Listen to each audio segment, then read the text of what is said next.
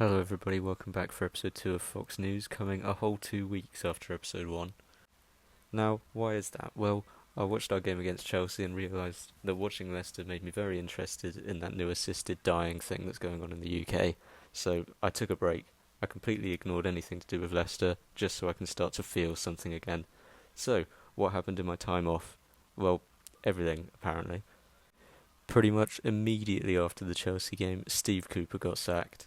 Yes! Yes! Yes! Yes! Yes! Yes! Yes! So we enter a new era for Leicester, and what do we do first? We lose 4-1 to Brentford.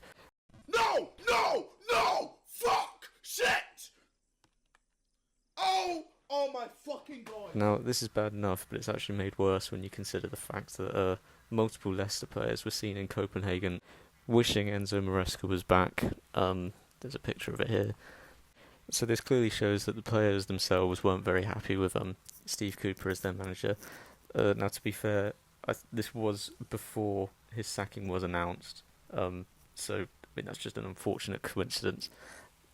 But still, it's quite embarrassing to claim that the manager's pretty much what's wrong with the club at the moment and why it's in the position that it's in.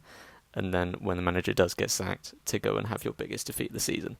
That's on the players, that's not on the manager. This incident in Copenhagen does just show the massive discontent that's happening at the club right now. There seems to be a massive disconnect between the players and the staff, the upper management, which is also kind of mirroring what's going on with the fans. In fact, at the Brentford game, Rudkin, Top, and also our future manager Van Nistelrooy, who I'll get to in a minute, they were all present, and there were very loud chants from the fans, Rudkin out, so he was there to hear all of that. Again, all of this with our new manager watching. He probably very quickly regretted taking the job. He even made this face in the first training video, so that does not look like a man hopeful for the future. In fact, actually, more news came out about some of the behind-the-scenes runnings of Leicester. Turns out Top wasn't very confident in the appointment of Steve Cooper anyway. He just kind of went along with it because that's what the people around him were saying, which is a bad thing. It's clear that the people surrounding him aren't very good advisors, hence why the club's kind of gone from being known as one of the best run clubs in the world to now definitely not that. But the good news about this is he now actually owns more of the club than he did before. He's recently taken out a larger stake, which means he has more control. He has more say in what's going on, and probably will have more individual thoughts from his advisors around him who don't seem to be very good at their jobs, which should be a good thing. Again, I guess we'll have to wait and see. This is quite a recent thing, but it's gone well so far, considering our game against West Ham. Honestly, either Van Nistelrooy is the greatest manager of all time or the first new manager bounce merchant. And I get that West Ham aren't the best team at the moment and that they're going through a lot of problems, but still, if we even manage to get Patson Daka scoring, it's been a good performance. Also, by the way, as I'm recording this, West Ham are playing Wolves next in what is bound to be an El Sacico. Both of them horrible. The reincarnation of Peter Schmeichel obviously played amazingly. It was actually an argument he won us the game, considering how many shots West Ham had. Vestergaard and Cody did decent, considering that they rarely find game time. I must say, it was also a very risky call from Van Nistelrooy to put up against Mohamed Kudus, two centre-backs who have a combined pace of like 4. Vardy scored, obviously. We've already spoken about Daka. Buonanotte played well, Mukhatir played well, and then you've got El Khanous, who was playing like how he does for me on Football Manager. He assisted, he scored, he then kissed the badge, which obviously means that he's going to be leaving the club in the next 2 seasons. Christensen looked a whole lot better, and even James Justin played okay. Now, of course, the worry is in the fact that West Ham did have 30 shots, 37, something like that. But if we can at least put away the chances that we do get and deal with the shots that we have. Of course, we need to do something to minimise those shots, because eventually one of them will go in, which is what happened. Fulkrug scored his first Premier League goal. As long as we're putting away our chances, we should be okay. If we pull how Newcastle used to play, just the goalkeeper's whole job was basically to just pick the ball up out of the net, and they'd just go forwards, and they'd win every game 5-4 or something.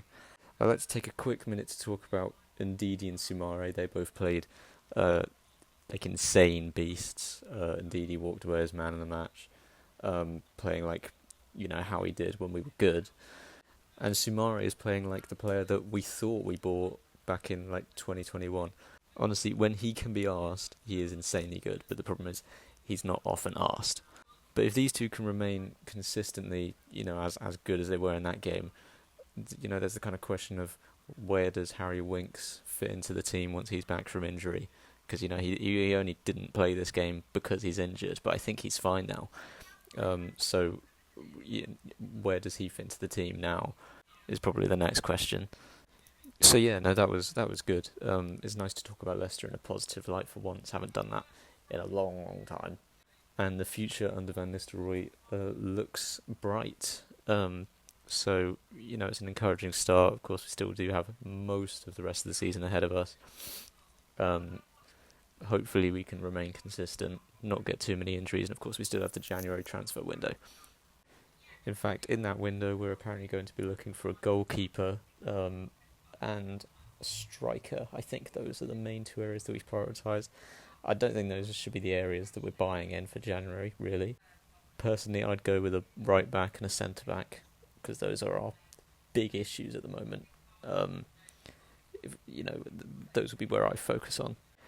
And we're apparently also looking into a loan move for Dewsbury Hall, which would of course be great. He's not getting much playing time at Chelsea. He's been kind of wasted there. He's not happy.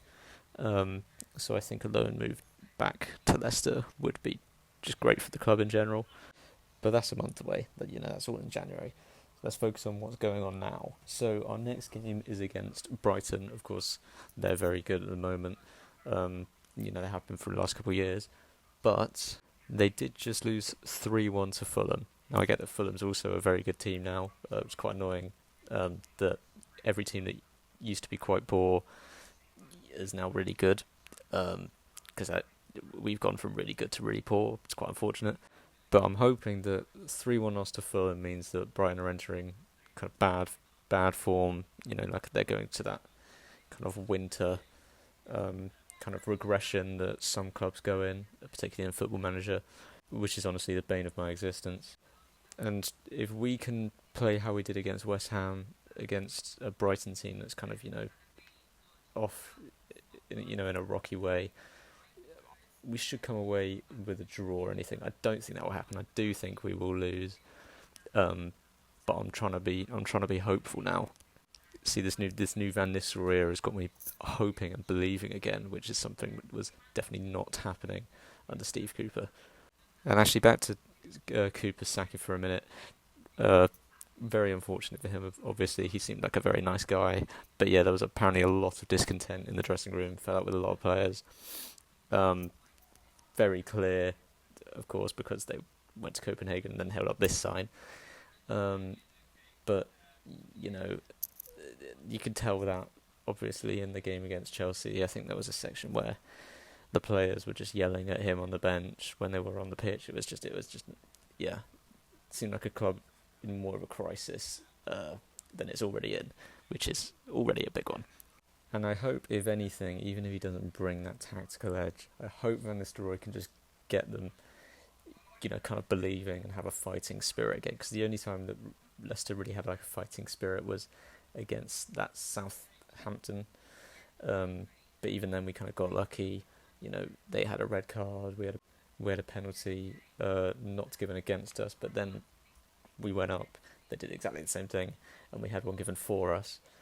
But yeah, even if we do get relegated, I'd rather we get relegated with a fighting spirit than just kind of laying down and just kind of taking the beatings, which really was shown against Chelsea.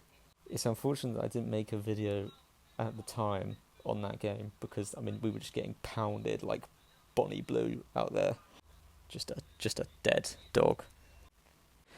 But yeah, that's just a quick Leicester roundup. I'll make another video after the Brighton game. I'm sure there'll be a lot to say in that, a lot to comment on.